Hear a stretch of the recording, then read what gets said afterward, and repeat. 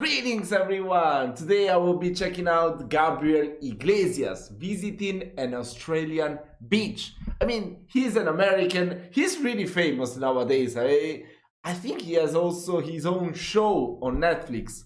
I still haven't checked it out. I watched some of his videos, it's pretty funny. He's American with Latin descent from Central America, if I'm not mistaken, from the Caribbean, or yeah, I think it's original from Cuba. I'm not sure though. I'm not sure, so I don't want to say anything stupid. And yeah, what better way to learn more about Australia than from the eyes and the words, even better said, of an American? Let's just check out this video. Let's go. Out of all the countries I performed in, my favorite country outside of home is Australia. And I'll tell you why. Australia, much like us in America, has its list of priorities. You know what's not on their list? Political correctness. They do not care about your feelings. It's like a country full of Daves. What? So wait, okay.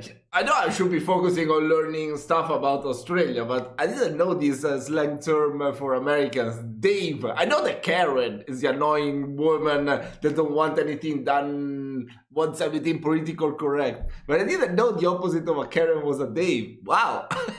Believe it or not, it's very refreshing to be around such a large group of people who speak their minds so freely. And if you know that before you go there, you're gonna have an amazing time. But if you don't know that and you show up, it is a culture shock and a half, because I showed up and I didn't know. Everybody says you gotta see the beaches, and I went to the beach. I had people coming up to me. Hey, somebody help me get him back in the water. Yeah, look at right there, big fella. Look at you right there. Oh, look, he's moving. Oh, he's crying. I bet it tastes like gravy. Oh! Wow. It's not bullying if everyone does it. Yeah, that being said, I'm in Australia, Sydney, Australia, at the Opera House.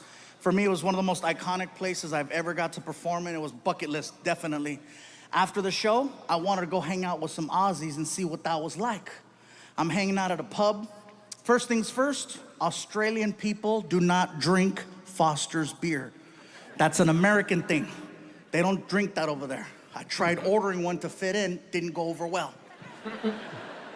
Bartender looked at me. Hey, you like the taste of piss, do ya?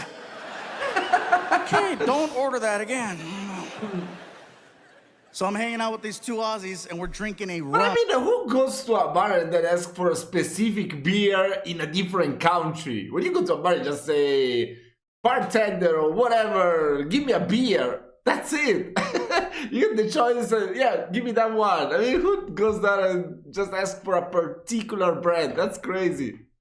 Called Bundaberg. At first glance, it looks like a Coca-Cola bottle because there's a polar bear on the front. And then you drink it and you're like, that's not Coke. As we're talking, a third Australian joined the conversation. And he sounded a little bit different from the other two. He had more of a raspy voice. More like, all right, yeah, mate, yeah, all right. He sounded like a drunk pirate underwater. These two guys didn't like him, so they called him a name and they left. And now it's just me and drunk pirate. We're talking about life. Life in America, life in Australia, talking about our differences. He tells me that he's a professional knife maker. He's showing me how it's done. He's showing me pictures. We wind up polishing off 3 bottles of this rum. Wow. And drunk wasn't even the right word to describe our level. My tour manager, Ryan, he comes up to me and he says, Gabe, time to go.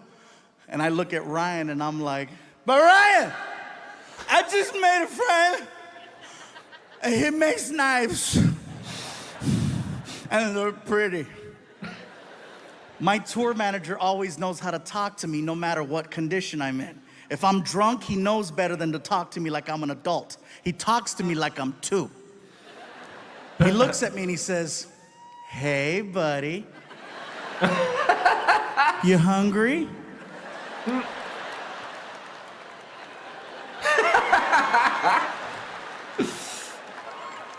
Well, listen, if we don't leave right now, they're gonna close McDonald's and you're gonna have to eat at the airport. I gotta go. Oh, Mom, you gotta go, no worries. And he goes to shake my hand. And when he shook my hand, he put his personal pocket knife that he made in my hand as a gift. That's for you, Mike. Thanks for being nice. Wow. Thank you. I'm gonna cut cheeseburgers with this.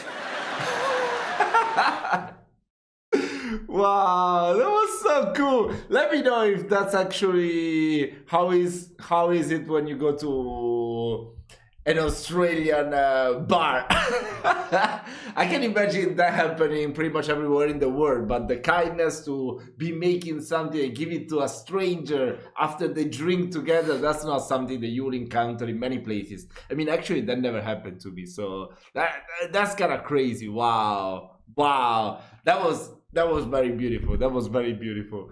So yeah, guys, I hope you enjoyed this reaction.